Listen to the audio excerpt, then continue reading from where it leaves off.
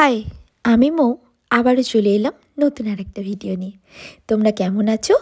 আশা করি খুব ভালো আছো। আজকে যে ভিডিওটা তোমাদের সাথে আমি শেয়ার করছি সেটা একটু অন্যরকম। হয়তো অনেকে তোমরা জানো না, আমার এদিকে যারা দেখছো, বাট যারা কলকাতার সাইড থেকে বা অন্য সাইড থেকে দেখছো তারা সবাই কিন্তু জানো।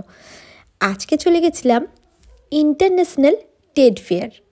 সেটা কোথায় হয় তোমাদেরকে নিয়ে যাচ্ছি লোকেশানে। আর এই যে দেখো, রাস্তার মধ্যে যেতে যেটা পড়েছিল দক্ষিণেশ্বর মন্দির। ভীষণ ভীষণ ভালো লাগে। এই মা গঙ্গার সাথে দক্ষিণেশ্বর মন্দিরের আলাদাই একটা মাধুর্য।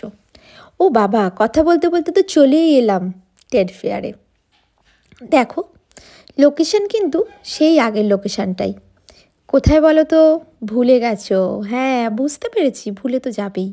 অনেক দিন আগে পোস্ট করেছিলাম না, এটা হচ্ছে সেই নিউ টাউন অ্যাক্সেস মলের ওখানে, যেখানে হস্তশিল্প মেলা হয়। সেইখানেই আবার হচ্ছিল trade fair, international trade fair. International trade ফেয়ারে গিয়ে যেটা দেখলাম, প্রথমে ঢোকার সময় এন্ট্রি পাস ছিল 40 টাকা করে এন্ট্রি পাস। আমি আর সঙ্গীতা গেছিলাম, আর কাউকে নিয়ে যেতে পারিনি, কারণ বুঝতেই পারিনি মেলাটা অ্যাকচুয়ালি কী মেলা। তো ওখানে গিয়ে যেটা দেখলাম, বিভিন্ন ধরনের কালচারের মানুষ। যেহেতু ইন্টারন্যাশনাল, তোমরা বুঝতেই পারছো যে বাইরের থেকে অনেক মানুষ এসেছে, বিভিন্ন রকমের স্টল। আর হ্যাঁ, এবারে যেটা দেখলাম সেটা হচ্ছে খাবারের স্টল প্রচুর ছিল। বিভিন্ন রকমের খাবারও কিন্তু টেস্ট করার জন্য দেওয়া হচ্ছিল।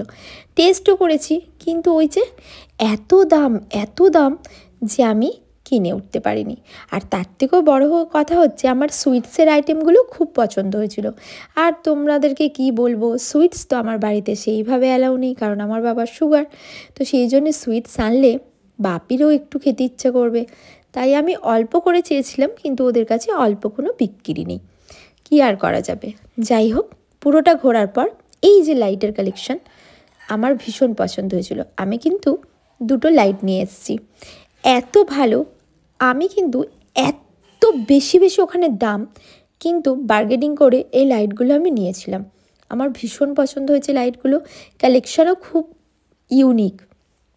ওখানে গিয়ে আরেকটা জিনিস যেটা দেখলাম, যারা ঘর সাজাতে চায়, যারা খুব ইউনিক কিছু পছন্দ করে, সমস্ত কিছুটা তারা নিতে পারে।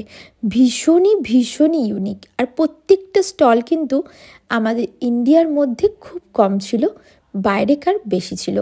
যেমন দুবাই ছিল, আফগানিস্তান ছিল, কাশ্মীর ছিল, আরব ছিল, মিশরের ছিল, তারপরে